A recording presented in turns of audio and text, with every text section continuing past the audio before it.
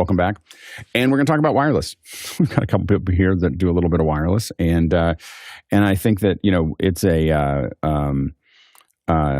go ahead and throw your questions as I'm sure. Now, the goal here is not to talk about a specific kind of wireless, whether it's digital or analog or Bluetooth or Wi-Fi, 2.4, but really talk about the overall, like, why would you use different ones in different places and what do they look like, and answer your questions about wireless. So if you've got questions, this is a great time to throw those questions in. If you've got specific questions about that, we're going to jump to the questions relatively quickly. If you don't put them up there, I know Marty has a ton of illustrations. What we're going to do is jump to those illustrations as we talk, rather than trying to go through them all. We'll jump to them as you're asking questions or as we're going through there. Marty, if you just raise your hand, Marty, if you want to show one while we're talking, and then we'll go through there. But I think that it's important because I think that a lot of times there are a lot of these smaller wireless systems that work really, really well for, at home, if you're a creator, if you're doing something that are very close, and especially if you're doing VOD. I think what changes for us a lot of times, and the panelists can raise their hand and give their 2 cents before we jump into the questions if they'd like. But what really changes is when you're doing it live and when it matters. so then you start to tighten up and you start to see these higher end wireless systems. Most of the, for instance, I have the DJI and the Rode wireless systems, but when we do live for office hours, we're using Electrosonics. When I do events, typically they're like the ULX or Axient systems. And we shift gears. It's not that I use one or the other. And of course, on my comms, I have Bluetooth. It's not that we shift. It's not that we use one or the other, but it's I think that's where this discussion is really useful, is where do we shift gears from something that's really basic to something that's much more robust. For me, for instance, I use the wireless headset. I use and mostly because of bone conduction, and I need to be able to have my ears open for other things. And so that works fairly well for me. Batteries are a problem, so I have to have 2 of them for most productions so that I can swap them out. But I have very, very few problems with those. But again, personal stuff, oftentimes I have the little 2.4s. And then I start to move up into those. As soon as someone starts to pay me for those, I'm using Electrosonic or Shure's typically are where I kind of lean into as I go down that path. Go ahead, Bill. Yeah, so I agree 100%. Wireless is really a journey. It's not something where you buy once early in your career and it's going to last forever, because things change out there. I've gone through a whole bunch of different transitions. When I was first starting out, there were no low cost, like the little GoPro units and things like that, or the little packs that now are sold for under a couple $100, that if every condition is right, you can get a decent little wireless system. We used to have to literally pay tremendous amounts of money for the Sony bolt on the back of the cameras just to get a wireless audio. And there was no wireless video back in those days. So I've seen so many changes. We had the hassle of UHF versus VHF in the early part of my career. They changed bands. They sold off part of the spectrum. Some of the equipment that I had paid really good money for became obsolete when they sold those spectrum groups out. So it really has changed a lot. Everything has gone digital, and there are a lot of choices. But I agree 100% that the stuff you start with that is affordable, you usually find its limitations pretty quickly. And you end up starting to invest in these bigger names with bigger systems for your mid-tier work. I moved to Sony's and to Electrosonics and a few other systems for my little wireless hops just for audio. And then now in the last maybe 5 or 6 years, we've seen the expansion of wireless video, like what we did at NAB for our coverage there. We had those systems that allow you to send both audio and video mixed together wirelessly over a course of distance. And you can just see this is going to change everything as it continues to evolve. If you're going to play at the top end of this, expect to spend a lot of money, multiple thousands of dollars, to get reliable, solid systems that do anything close to what a wired system can still do. But as I noted, even the little ones in their great conditions work pretty amazing, and you can start out pretty easy. Go ahead, Courtney. Yeah, if you're a YouTuber and just doing walkarounds or little stand-ups from here and there, the DJIs, the 2.4 gigahertz DJIs are the road go-tos. DJI 2s, I think, which is the latest one, looks like this.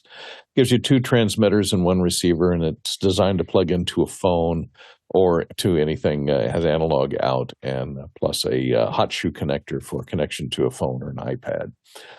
So it's handy for that to connect even without even having any connection cables. Power itself. It has its own internal power. Those are handy, but bear in mind at 2.4 gigahertz, it does not travel well through walls or bodies, so you need to maintain a line of sight between the two. That's about $350, and you can go anywhere from there to something like this. The new Sound Devices Astral system. These, I think, are $26,000. It depends on the number of channels. So we didn't mention them. I just don't have any personal experience with them, but drool. Well, those type of setups are used. There's a lot of guys that are out there doing these reality shows where you may have to have, there's 20 contestants and they all have to have wireless mics, and so you're going to have 20, and you may be in a bag running around following 4 cameras around with these 20 contestants. So this is not going to fit in a bag, but somewhere.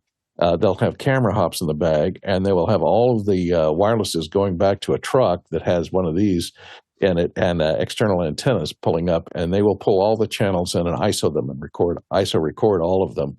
The mixer is just running around following the microphone with a microphone on a fishpole to get the stuff that the wireless mics can't pick up, and feed that in along with the mix that's returning from the multi-track recorder. So that they can have mixed dailies that the editors can get very quickly without having to go back and do a big mix down of the 26 channel. Go ahead, Marty. Technology today is just so wonderful with what we've been able to do with wireless microphones and wireless video. These fairly affordable, very portable, very small, very well-functioning systems that sound great and they're easy to use. Way back in the day, like in the 90s, a wireless receiver was as big as a mixer. And if you were portable, it was fairly heavy. But can we get techie for a minute? Because with wireless gear, there's great responsibility and things you really need to know and think about. I mean, it's easy to pick up one of these things. They're cheap to buy. They're easy to use, but you really need to be sure that you're doing your due diligence, because we think about an over-the-air television station, an AM radio station, an FM radio station, CB radios, ham radios. All of these are broadcast television, broadcast transmitters, radio transmitters. And wireless microphones are the same thing. It's a radio transmitter.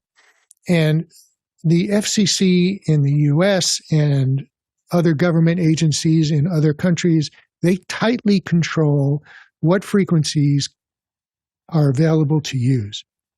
And there are frequencies that are reserved for licensed users that are registered with the government. They pay a fee for it, and they get protected so that nobody can interfere with them on those frequencies.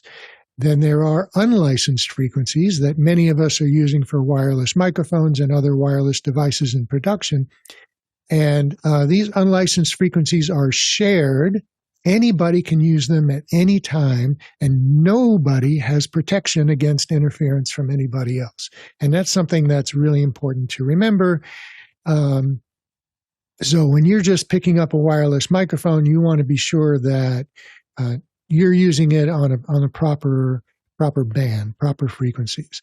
And then you need to be thinking about how multiple transmitters and receivers operating on one set can potentially interfere with each other to cause not only overt interference, but what we call intermodulation distortions, which is when you have 2 or more transmitters operating together, they can potentially, so they have their primary frequency that they're on, Each one has its own frequency. But when you add them together and you subtract them from each other, they actually create signal on two other frequencies, the addition frequency and the subtraction frequency.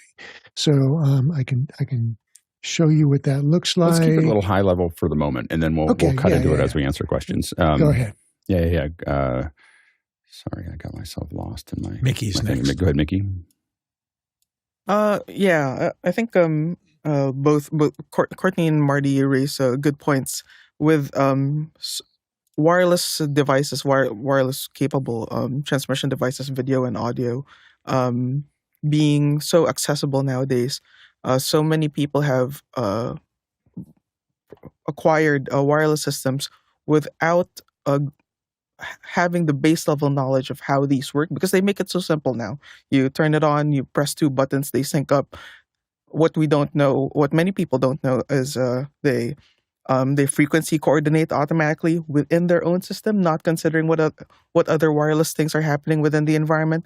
They frequency hop automatically, and all of these automated systems cause havoc on other systems. As long as they work well, these devices don't care about what's happening to your walkie-talkies, what's happening to the other wireless mics, what's happening to your comms belt packs. So it's good to know if we are forced to use these more affordable devices that don't have the ability to configure them manually, to know how they work, so that we're not only protecting our own transmissions, but also other people's transmissions. Go ahead, Craig. I think one of the first things that anybody who's going to start using, or who wants to look at using wireless mics, whether it's first time or somebody well seasoned going into a new production, is do we actually need it to be wireless?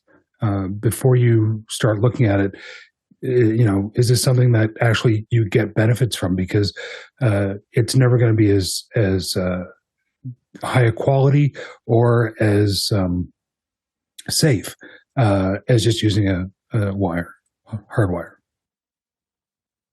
Yeah, and one of the things that we do very often is I have hardware backups for everything. Like there is a way to run out there with a mic if we need to. I think that we had one with a very high profile person in South Africa, and they were like, "Oh, this is going to work fine." I said, "Yeah, when their security detail comes up, it's not going to work fine anymore. Like this wireless mic, the only ones that we've been successful with are Axient. You don't have Axient, and so we don't think it's going to work."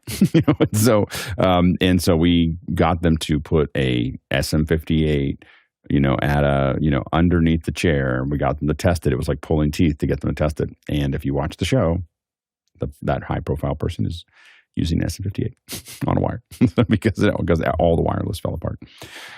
Next, let's jump into the questions. We've got a lot of questions stacking up.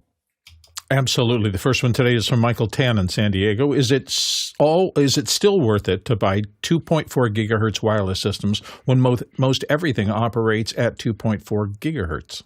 Good, Mickey. Yeah, this goes back to what Alex mentioned earlier. If it's something that matters or something that you're being paid for, I don't think it's still worth it. I think it was never worth it to use 2.4 gigahertz for things that matter. Go ahead, Craig. I would only use them if you're on a really low budget or tight budget production, and you're going to be within less than 10 feet of the receiver. Go ahead, Courtney. Yeah, if you're doing live, I would not go for the 2.4 gigahertz because they can drop out. If you're not doing live, several of them, the new DJI Mic 2s and the Rode Go Pro 2 also has onboard recording. So even if you lose your transmission signal, the recording will continue without interruption. So you'll always have a recorded backup that's recorded on the transmitter itself. So you don't have to worry about any wires coming unplugged or anything if you're using the internal mic, and it'll always keep recording for many hours on board with its onboard RAM, and you can download it later. And if your monitoring dropped out, you just use the wireless portion for monitoring during the take, and then go back and use the onboard recordings and sync those up for your actual audio track. Go ahead, Marty. Sorry. Can't hear you, Marty. 2.4 gigahertz is the most shared band out there. I mean, you've got Wi-Fi and home automation and IoT and Bluetooth and any kind of wireless device using 2.4 gigahertz. You could be not only suffering interference from any of those systems, you could be causing interference on those systems. So if you're using 2.4 wireless and you're using Wi-Fi, you could be stepping on yourself, you know. And, somebody mentioned frequency hopping devices. You know how that works? I looked at a wireless microphone that had frequency hopping, and what the transmitter did was it simultaneously transmitted on 10 different frequencies. Now think about that. 10 different frequencies are being occupied by this one transmitter. And multiple transmitters would have 10 different frequencies. And what happens is the receiver looks at those frequencies and picks the right one. But what that did was that it really messed up the Wi-Fi service in that room. So, yeah, 2.4 gigahertz is really risky. And I think the thing that we want to I wanted to have this conversation, and also I want to be careful of saying like that it's the 2.4. Again, I have a 2.4. Here's the DJI right here. If I'm as something that I can throw in my bag, and I want to do something really quickly and grab onto it, it's not that bad. Like you're jumping a couple feet. You're not in a production. You're not in with a bunch of other people. At my house, it works fine.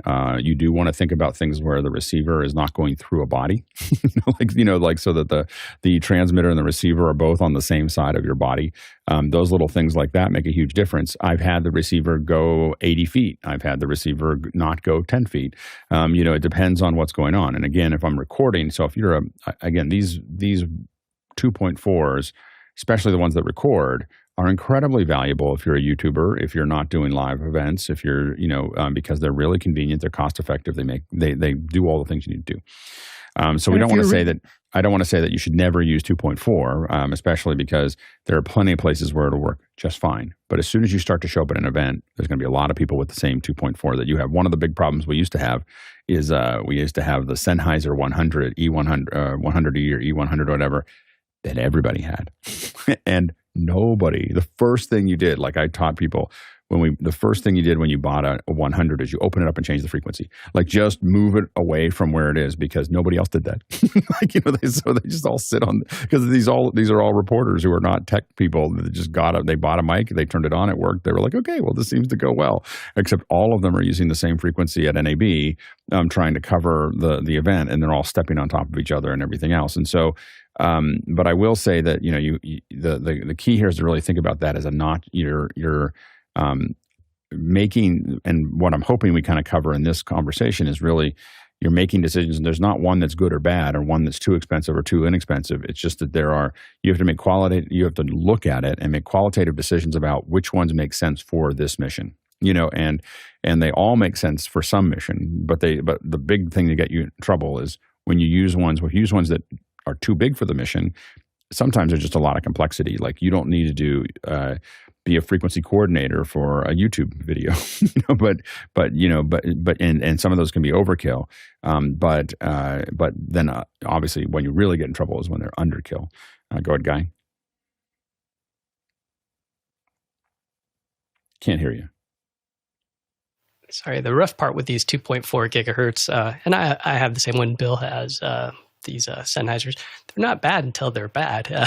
One of the things that a lot of people forget also is that there's a delay in this digital. So some of us have these older analog systems that, like the Sennheiser, and I sold millions of dollars worth of Sennheiser wireless. I made a tutorial where actually the Sennheiser engineers came to my shop and taught me how to do auto scans, and I made a video, and that video got 200,000 views just showing people how to do an auto scan, because that's the thing is, you're right. Everybody would go over to NAB, open it up out of the box, and they'd be on 514.230, whatever the default out of the box was. But the important thing was to auto scan, and because the thing would ship with a book this thick, and people just didn't want to read the book, but they didn't realize the first thing you should do is just do an auto scan. So latency 2.4, and then encryption's the other thing to think about. I have a question that's coming up a little bit later, is where is your audio going, and does it matter if that gets leaked out? Because a lot of people aren't thinking about encryption. So we'll get to that question in just a minute. Good, Bill. Well, yeah, my experience with the AVX has been interesting because it doesn't really use 2.4 gigahertz. It used part of the cell phone bands. It was often its own little world, which was a plus sometimes and a negative sometimes. The plus is that it usually worked. We even had that at, I think, Cinegear the first time we did Cinegear and used it a little bit, and it was okay. It is not a major electrosonic system. You're not going to get that kind of pristine quality, and you are going to have some issues. But when it works really well.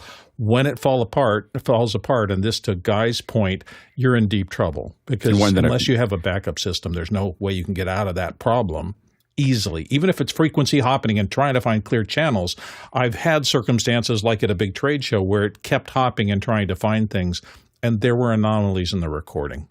Yeah, and one thing we didn't mention is DECT is another one that kind of sits in the middle of all of those, kind of slightly above Wi-Fi and slightly below the higher end systems, most likely. The Microflex from Shure is probably one of the more popular ones that we've used. I used to own a couple systems of those. The advantage of those, super easy to set up. You have an AP that connects to Dante. You open up, you put the mics into the charger, you push the button, and it renumbers them all, and then you're off to the races. And so, from a corporate perspective and from a quick perspective, very, very useful. Very little crosstalk in what it as far as how it works there. The only challenge you get into is if you're in a company that uses Plantronics. Same thing. So their wireless is the same. And so there's a lot of frequencies that get used up. Also, we've had issues where FreeSpeak sits on top of it as well. So if using a FreeSpeak and a Microflex in the same event is going to greatly compress how many channels that you have. And if you turn it to the high volume channels, you're going to hear it. Because you can hear the bits dropping off the end when people get quiet, and so you have to be kind of careful. And I can even hear it in the high quality version. I can hear the quantization of the audio in my ears. I don't think most people hear it, but I can hear it. And hear it, like very, very subtle of where things are being turned into squares. So waveforms are being turned into squares, and you can hear the squares. Go ahead, Marty. Right. So DECT is a very interesting band to use. So let's think about 2.4 wireless, 2.4 Wi-Fi. Wi-Fi coordinates all of the different transmitters and channels and things. It's a very coordinated system within Wi-Fi. But when you have a wireless transmitter on that band, that's a rogue signal that Wi-Fi does not know anything about. DECT, on the other hand, all of the DECT devices, any transmitter or receiver that's working in the DECT band, they all communicate with each other. So even these wireless microphones, the wireless comms, they're all aware of all of the other DECT activity. And so there's much more coordination that they can do within themselves. And you find that a lot in like the wireless systems that are designed for conference rooms and things like that. And it's good that there's still just a limited number of channels that you have there in DECT, and so you have to be careful. But I know that when we bring FreeSpeak and we're at a big event, we want to know everything about everybody else around us. Are there two FreeSpeak systems, and how many channels are they using, and are there any microflexes? Which usually in a large event you won't see microflexes, but in smaller corporate events, someone might be using one in the building. Like there's another event that the in-house crew is doing right next to you, and you're doing yours, and that means that the two of them see each other. Go ahead, Mickey. Yeah, DECT operates in the 1 gigahertz frequency spectrum, and as Marty mentioned, all the DECT devices operate on a standard wherein they communicate with each other, and they allocate specific what they call time slots in which a transmitter transmits a packet within that specific time slot that's allotted to them. So they're unlike Wi-Fi, wherein Wi-Fi sees that I'm interfering with another device. I will pause for a random amount of time, then try again. Right. And if it interferes again, it will pause for a random amount of time. With DECT, it has everyone's allocated their own time slot to do their own transmission. So it's well coordinated there. In terms of other frequency bands, products, wireless microphone manufacturers nowadays are putting out a lot of systems that are wideband, meaning they're able to transmit and receive across a large frequency spectrum. For example, like the sound devices A20 series, they transmit from all the way down to from VHF at 169 megahertz, all the way to 1.5 gigahertz. So you have a very large spectrum there to find open frequency slots. And I also want to point out the wireless microphone systems handbook guide from Lectrosonics. This handbook was made, I believe, in the year 2000, but there's so much foundational information in here that's really useful as a starting base to learn how wireless microphones work, and also how intermodulation is calculated and all of that. It's a nice, I believe it's a 66-page document, and it's so dense with information, different types of antennas and all that. So I'll put the link to this in the Mkana chat. But this is the wireless microphone systems guide from Lectrosonics. Next question. Chris Widener in Indianapolis, Indiana. What's your go-to for site survey work? USB software-defined radio and scanner apps have been my go-to lately, so I can view full spectrum. Go ahead, Mickey. Yeah, my go-to for recce's or site surveys is the RF Explorer. I have they have multiple models here that have different frequency ranges, but the one I have is an older model, the one that goes only up to 5 gigahertz. So I can also take a look at the 5 gigahertz Wi-Fi. They have models that go up to 6 gigahertz now. Another one I've played with but haven't really used in production is a Tiny SA, which is a cheap SDR that you can plug into a computer and do scans with. I like the RF Explorer because built right in, I can save scans and load it into Shure's Wireless Workbench or Lectrosonics Wireless Designer directly. Go ahead, Courtney. Yeah, the Tiny SAs are neat. There's software-defined radios with software that you can run, but they also make a standalone, which is a 4-inch touchscreen, which has a spectrum analyzer built in with a 4-inch touchscreen into it. So that's kind of handy. It's only about $169 and can analyze, I think, up to the Ultra can go up to 5 gigahertz. So you can scan that spectrum. A thing to remember, though, if you're doing a site survey, some transmitted signals are intermittent. They're push to talk. They're transmits. They're people with walkie-talkies and things like that. They're there, now they're gone. So a site survey from 10 minutes ago may show, oh, this frequency is clear, and then you choose that for your radio mics, and you find out somebody's transmitting on that band intermittently, and it's going to knock you off the air. So you got to watch out for that. Record, if you have a recording capability to record the spectrum over time, then you can look for those intermittents. Go ahead, Marty. Yeah, absolutely. And it's, can be important, depending on how important your event is, to have a live spectrum scanning happening all the time so that if something does pop up, you can identify it. There are a number of really good resources out there now for frequency coordination, for frequency calculation, for intermodulation distortion. Take a look at soundbase.app. This is a free resource, free and paid resource that you can do coordination with. And it will show you for any given location what television channels are being used at that location. And, that's important to know because you don't want to be on the same channels. There's another one, website is app.intermodulationanalysis.com, a free web-based coordination system. RF Explorer now has a tablet-based system, so you get a larger screen and it works really well. Nuts About Nets is one of my favorite resources. They have a free software called their Intermod Analyzer, which can run on a tablet or a laptop. And they have a recommended software-defined radio device that, costs $50.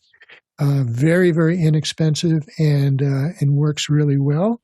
RF Venue is another great resource. They're a manufacturer of antennas, great antennas, but they also have a ton of information about wireless and intermod and frequency coordination. And then one of the things that's really come up lately that's kind of really helpful and fun are online databases for scans that people have taken at different locations and then uploaded that you can then look at. So if you're going to a location in Manhattan or Washington, D.C. or wherever, you can see if somebody else has done a scan at that location, and then you can look at that scan, download it, and put it into your software as one of the references. Go ahead, Mickey. Yeah, just to add to what to the last thing Marty mentioned about there being databases. There are many databases across managed by different manufacturers, different entities. But for me, what has worked the best for me is contacting mixers and also rental houses and sound audio shops within that location and asking them what frequencies are good there, because nothing beats like firsthand information, because these databases could sometimes be could have old scans or maybe they're not updated. So having an idea of what is actually happening on the ground at that specific point in time is key. Next question. Danny Grizzle in Longview, Texas is up next. I'm considering Hollyland-level wireless video for live streaming. This is not a big budget production. My application is rural, very little RF congestion. Latency is not a factor. The vendors claim 4 cameras will work. Am I crazy to plan for 3? Go ahead, Mickey. I'd go back to the question that Craig posed earlier. Do you really need wireless? A lot of times I come across these things with clients or productions, and it turns out they don't really need the wireless. Run a cable. Cable works. Cable is reliable. I myself, like I part of how my business makes money is by renting out wireless systems, but I still try to push productions to using wired connections as opposed to wireless, because it's generally, even with higher end systems, there is still a chance for issues with RF. So ask yourself, do you really need wireless? If you don't really need wireless, I'd probably save up for a much more capable wireless system and use cable in the meantime. Good guy. Yeah, exactly. If you can avoid it, avoid it. If you have to, move that receiver as close as you can to the subject, or to the area that you'll be working in. And the other thing is to test. I know because I got bit by this, and I think Alex was watching as I got bit with the Idelson's wedding. I was running I think it was an FX30 with a Hollyland wireless, and I had mentioned that we need to move that receiver closer. And during testing, everything was fine. And then, of course, saw the bodies show up.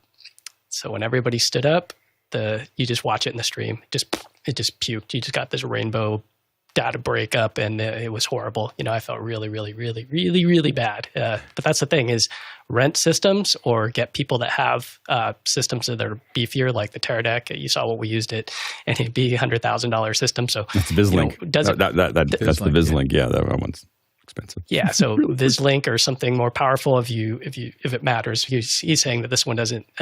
It's not a big budget, so maybe you can pull a favor or something. Maybe you could help somebody else in a production that has bigger wireless if you do really want to get it. Go ahead, Bill.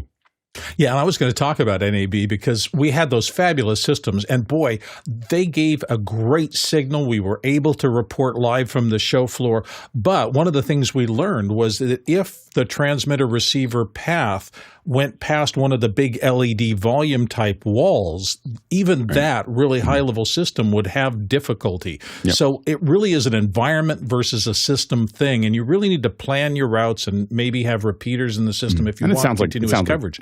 It doesn't sound like he's going to have a lot of LED walls in this shot, in this project. I'm going to try to focus us in because we have a lot of questions and not a lot of time. Go ahead, Mickey. Yeah, just real quick.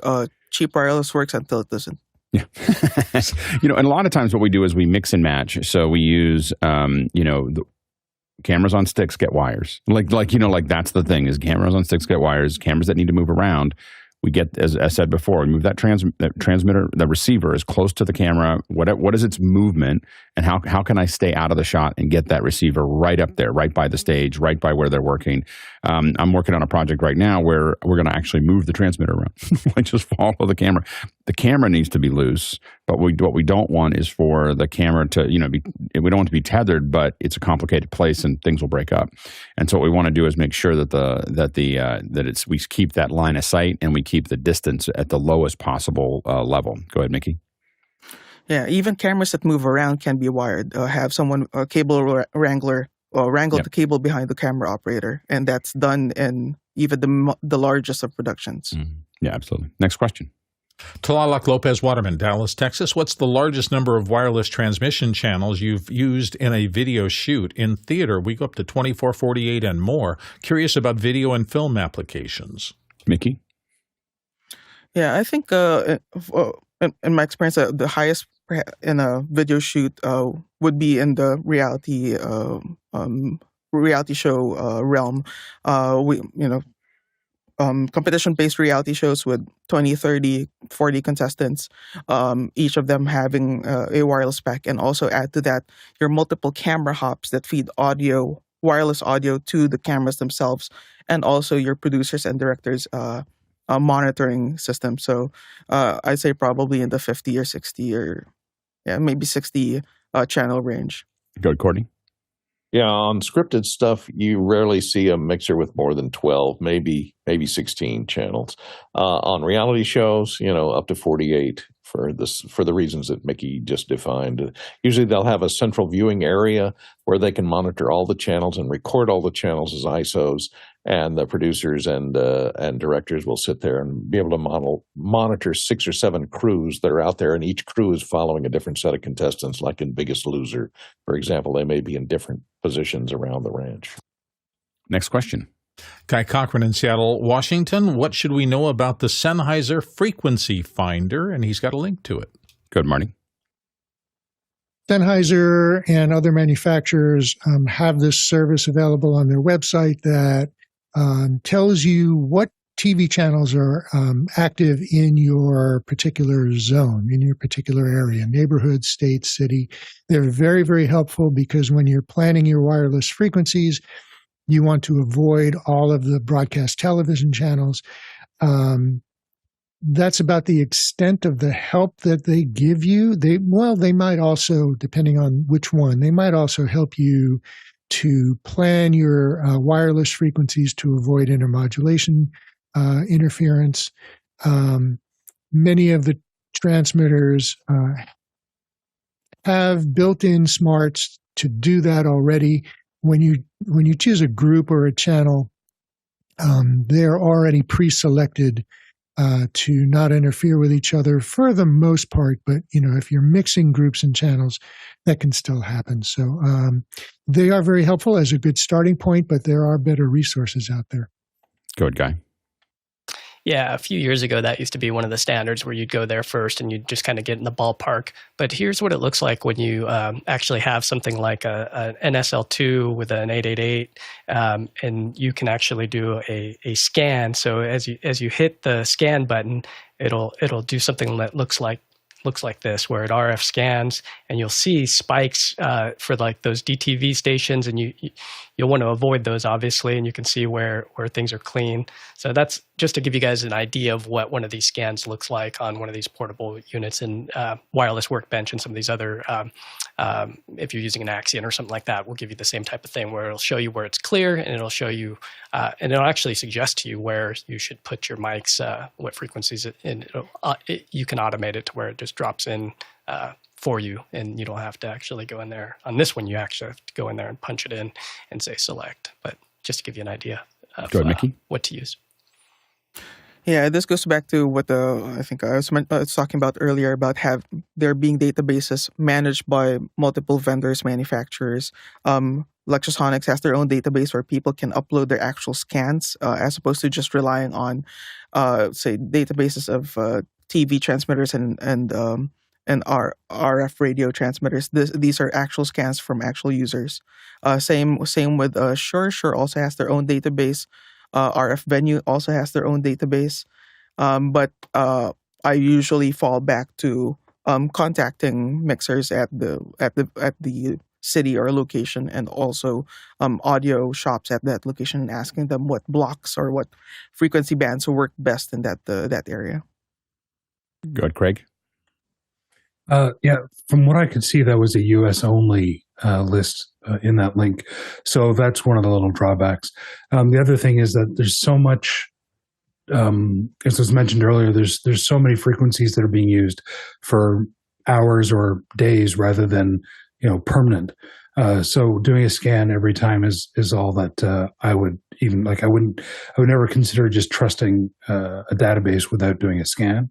And just a reminder, even the simple Sennheiser Evolution receivers, most of them, I think, maybe not the 100s, but certainly the 300s and up, with the free Sennheiser software, can do a scan with the equipment you've got. And I think Shure is pretty much the same, and like all the manufacturers have that now. Go ahead, Mickey. And yeah, I just want to add that these databases, I use them as a guide to know, say, what frequency blocks of RF hardware I should bring or deploy or rent out at when I have a show at these locations. I don't use them for the actual production itself. It's just a guide for me to know what hardware is needed. Next question. Henry Ramos in Yonkers, New York, up next. Anyone have experience with Nimbus wireless systems? A client owns some and have used it in non-critical camera stuff, and it worked quite well, and live connected HDMI into SDI out. Yeah, not familiar with this one. This is what they look like here. This is the 6200, and they, there's a lot of them out there. so this one, they claim zero latency. They've got HDMI input and output, SDI input and output. I mean, it'd be interesting to take them through their paces. I mean, one of the things I'd love to do is get a whole bunch of these all in one place with different obstacle courses, like where does this one work versus another one at raw distance, with through metal around people. That'd be really interesting to see. But it's yet another option. Yeah, go ahead, Courtney. Yeah, I looked at this. Maybe they make a different one. This one is their Nimbus wireless HDMI H.264 yeah, it's a smaller version.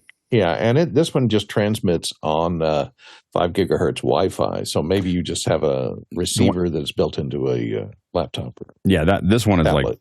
That one's $1,450. This one's like $5,000. So that's the one you're mentioning is point to point. So you have to have a specific receiver for that transmit chain. But it's all in 5 gigahertz. The other thing that we're looking at is also the two-way one. So with the right licensing, the Teradek Prism, for instance, is got return built into the transmitter. So that's something we're going to be actually testing later this month or early next month. Next question. Walt Palmer in Lewis, Delaware. Years ago, I was doing a radio remote from a local waterfront bar. All was good until the boatyard down the wharf began welding. It cost me a bottle of bourbon to make the interference go away. That's great. We had one where we were doing a record and there was a construction. I went on Labor Day and it was fine, right? And then I went back, 2 weeks later, and it was not fine. This gets back into site surveys and really thinking about all your site survey options. And so I went and bought the entire crew an early lunch. like, hey, I think it was like $800. I just need you to stop working for the next 2 hours. Go ahead, Courtney.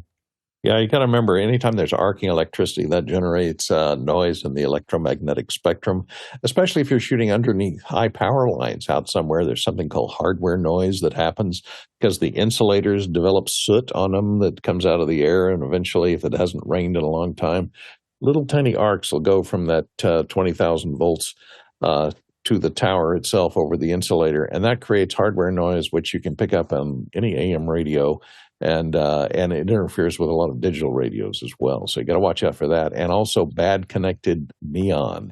If you're in a set with tons of neon, that can create lots of interference in wireless as well. Good, Bill.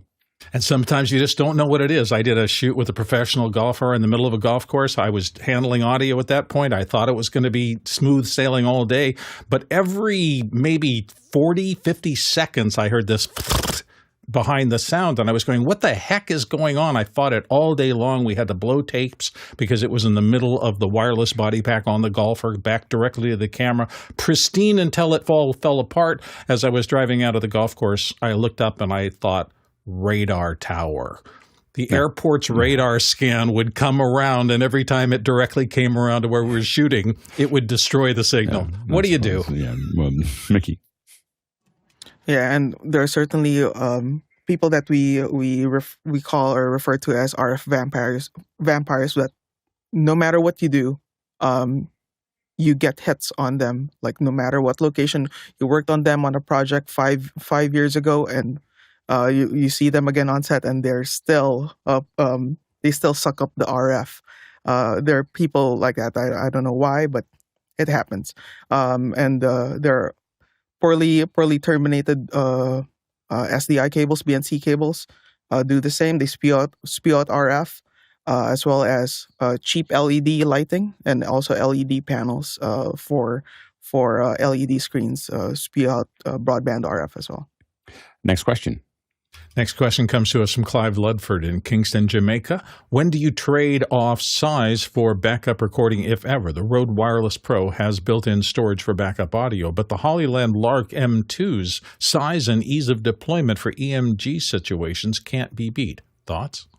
I think part of it depends on whether you're doing live or not. I mean, having that local record is super valuable if you're doing it, if you're doing everything in post, because you truly can fix it in post. You still want the wireless so that you can sync it back to the video that you have. But having a local record, I think if you're if you're primarily going to do this in post, and the post is, you've got some time. So where ENG becomes more complicated is you're going to have to do something that's going to be, you're going to record it at 3 and it's going to go live at 5. That becomes more complicated related to that as well. But if you're going to record it at 3 and post it sometime next week, having that local record is super valuable. Next question. Jeff Veely in Henderson, Texas. I'm a touring speaker that has minimal setup time. I'm looking for a wireless handheld mic with built-in recording. I'm guessing the panel would discourage Rode's Interview Pro. Other suggestions? I don't know who else has a handheld mic that records. That has built-in recording.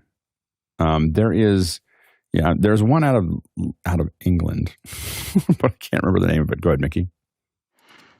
Yeah, I'd say I'd rather invest in a quality. If you absolutely require a wireless, invest in a quality wireless system, then record the output of the receiver. Alternatively, there are what are called plug-on transmitters that are capable of recording. I believe Electrosonics has one when sold outside of the United States. Is capable of recording, as well as Bowtie. Bowtie Microphones also has a plug-on transmitter that can record. And Sound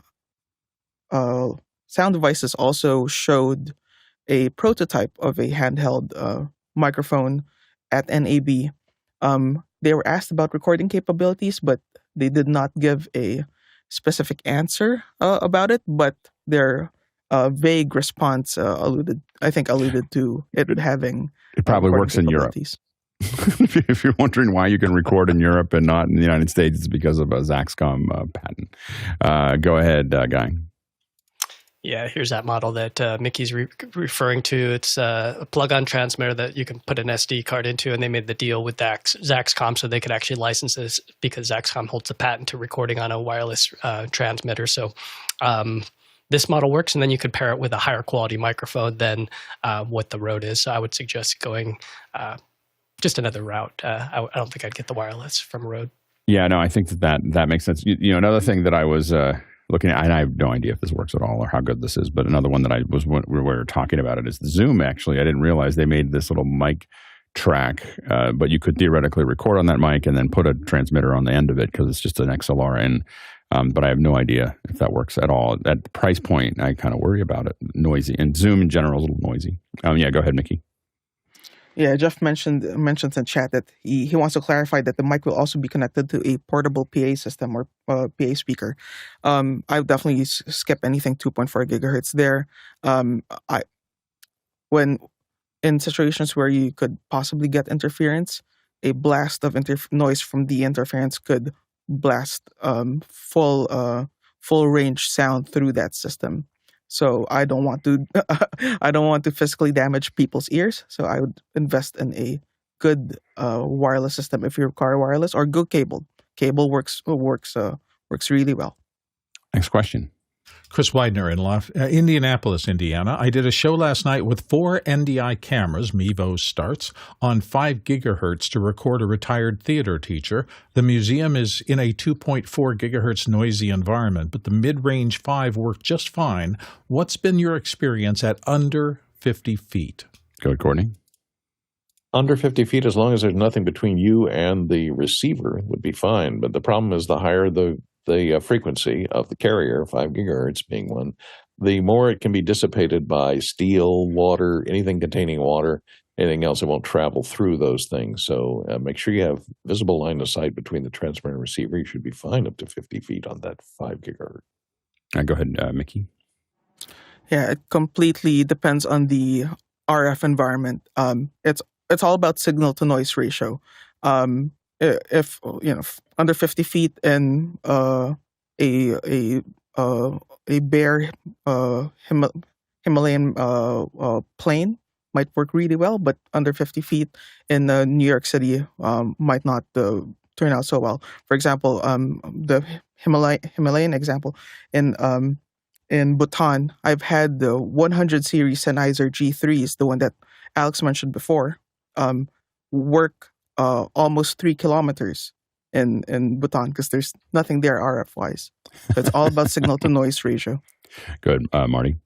Yeah, signal to noise ratio and whatever other traffic happens to be going on in that band, which you won't know about unless you're doing a frequency scan, unless you're doing a spectrum scan. And there are 2 different kinds of spectrum scans you can do. There's scanning the spectrum on a general basis, and then there's Wi-Fi scanning. So you can go to either of the app stores, depending on your phone or tablet platform, and download a spectrum analyzer that will look at the Wi-Fi spectrum, both 2.4 and 5 gigahertz, and you will be able to know what Wi-Fi channels are being used and what frequencies they are on. That could potentially interfere with whatever else you're doing, or conversely, that you might interfere with the Wi-Fi. A general spectrum scan will show you not just Wi-Fi, but anything else that's happening in that band. Next question. And so that's important to do so that you know whether in advance whether your 5G cameras will work or not, at any particular slice in time. Next question. Matt Cool in Montreal, Canada. We have 6 Shure PSM300 in series in-ear transmitters in a rack. Can you suggest a good antenna combiner that would help with the dropouts that we're experiencing? Good, Marty. Okay, so if the antennas on the back of your receivers are inside a metal rack, you've created an RF shield around your receiver, and that's why one of the reasons why you're experiencing dropouts. What you want to do is get an external antenna that you can wire between the antenna and the receivers and mount them in the room where the transmitters are going to be. You don't want to be too far from them, depending on the size of the room. And if you use directional antennas, even better. And that will get you much better signal strength to your receivers. You don't necessarily need combiners unless you want to put out multiple antennas, or you need to distribute your antenna to multiple receivers. The PSM300s, I don't think they have distribution in them. So some receivers, these are actually transmitters that are in the rack. So, right, these are transmitters in the rack. So you're going to a transmitting antenna. An antenna can be a transmitter or a receiver if it's passive. And so, you want to use external antennas. Go ahead, Mickey. Yeah. What's necessary here is Matt is correct that what he needs are combiners, not splitters, to be able to transmit from multiple transmitters over to a single antenna system. What we use a lot are the antenna combiners from RF Venue. They have a 4-channel and 8-channel ones, as well as if necessary. I don't know what type of venue this is and what type of show is. You may also require an antenna zoning system to allow you to transmit on only a specific pair of diversity antennas at a time. Next question. Douglas Carmichael, I know many speaker manufacturers have modeling and or prediction software to model how their speakers would cover a space. Is there something similar for RF? Go ahead, Marty.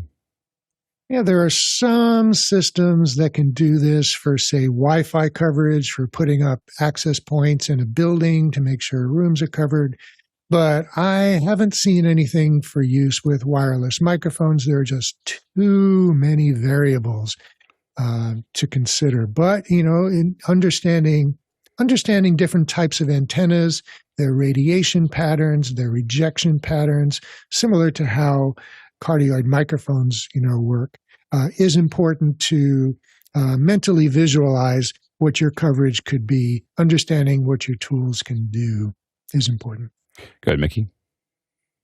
Yeah, there certainly are RF simulation applications, but they're used more in the engineering world as opposed to the actual production world, because there, as Marty mentioned, there's so many variables, and these simulation tools could only give you a simulation of what happens in a Faraday cage in a absolutely controlled environment. It cannot take into account what's happening out in the real world. Next question. Guy Cochran in Seattle, when would you use an external Sharkfin or Bowtie antenna configuration? Go ahead, Courtney.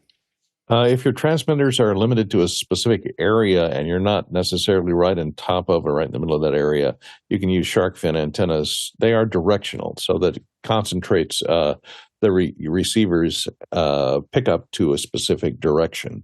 So they're directional. So you want to make sure that they're pointed in the direction of your transmitters.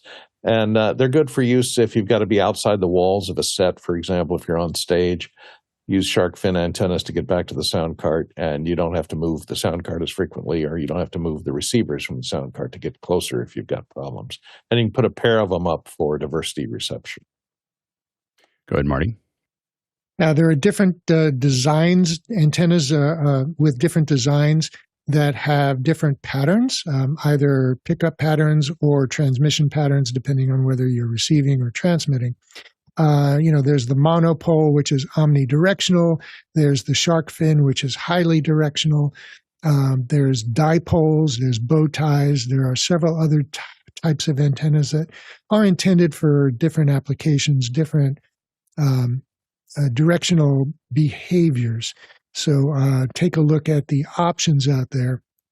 And it all depends on your application. If you're working outside and you're at one end of the set, you can use a directional antenna. One thing to remember about the highly directional, like Sharkfin antennas, is that while they are highly directional, they can reach a long way. They can probably reach far beyond where your microphone transmitter is. So you need to think about what's behind your target too. If your talent is standing between you and a television transmitting tower, like 100 yards or even a mile behind them, that's going to be a problem for you. You need to think about that as well. Good, so Mickey. A wideband or an omnidirectional antenna would not pick up as far, and so might be a better choice for you. Good, Mickey. Yeah, sometimes the placement of our actual receivers isn't the most ideal placement for the antenna. Say, for example, as Alex mentioned earlier, having receivers on inside a rack, especially a metal rack, that's not good for transmission. So you don't want your antennas to be inside there, as well as having, say, in a location sound environment, a sound bag or a sound card could be a very high noise environment to have antennas inside of. So you may want to remote those antennas. It's also good to know that RF transmission, similar to audio signals, audio levels, can be overloaded. You can clip an RF signal. So there are times when you may want to add an attenuator in line after the antenna to bring that receive signal down, so that you're not clipping the RF input of your receiver. Next question. Next one comes from Gabriela Estacio Machira in Sault Ste. Marie. Since we are told not to use 2.4 gigahertz devices at all for important things, what should we do with all of our ClearCom FreeSpeak wireless intercom systems? Go ahead, Craig. I think the warnings about 2.4 gig devices are for the more prosumer stuff. The ClearCom FreeSpeak is a very robust system, and if it's set up properly, it's I wouldn't say bulletproof, but it's a very good system, and I wouldn't worry about it. But you do need to be aware of what else is on in the area, and antenna placement is really key. Go ahead, Mickey. Yeah, absolutely. It's more geared towards the consumer grade systems, wherein you have no ability to manually configure the FreeSpeak systems. Actually, some of them operate in DEC now, but they are highly configurable systems. So you know what is happening there, and you can configure it to operate in the way that you specify. Yeah, I use FreeSpeaks often. Very happy with them. Next question. Robert Soji in Los Angeles. What wireless system is used for the Super Bowl performers? Marty, real quick. All right. They use a mix of things. There's so many wireless channels that are being used for comms, for microphones, and they are actually operating on license protected channels. So they use a lot of electrosonics. They use the I'm sorry, I couldn't answer. Yeah, go ahead, Courtney, real quick. Shure Axient systems were used in the 2024 Super Bowl. So that, and with other wireless in-ear microphones, plus they're rolling a backup track on the multi-track so that if they lose reception, hey, it goes to the pre-recorded backup track. There you go. That was a great conversation.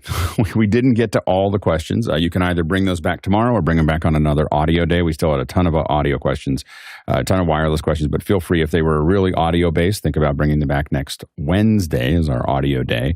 That's the best day to ask audio questions, but you can ask them throughout the week as well. But also, you can take those questions. Anytime we push those questions back, you can take them back there. And so thank you so much to the incredible panel and all their great answers today, really making this a deep conversation about audio and about wireless. Thanks to to everyone asking all the great questions. We were very busy in the first hour and the second hour. Great job by the producers throwing those in. And thanks to the incredible team. I apologize for going a little over, 2 minutes over for all of you.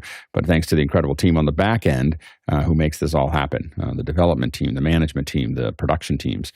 This is a small village that lights up every single day, 7 days a week to make this happen. And we really appreciate all of your contribution. Today, if we had to walk around, and we didn't have the tall traversal, we would have traveled 73,000 miles. That's 117,000 kilometers, and that is 575 million bananas for scale. All right, let's go ahead and jump into after hours.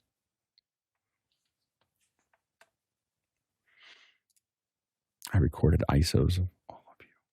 Hold on a second. Those wireless bananas. But and not I wireless, managed to but it say, is wired. not to say just hire a professional because they have 20 years of experience and 20,000 in gear, and they have Axient. The piano, you don't have to worry about the piano player that makes the show. But that's kind of the answer to all things. Hire a professional. Yeah. Just make it go away. It just turns out you hire people who know what they're doing. Many more things happen. Many more good things. Well, if nothing else, the show is a really good example of why audio is so complicated and why it goes wrong. It's way more than complicated. video. It's way more complicated than video. Yeah, Video's so totally. Simple. Yeah, video is so cute. And RF is even more complicated than audio. It's amazing. Totally. All right, thanks, guys. Great second hour. Thanks, guys.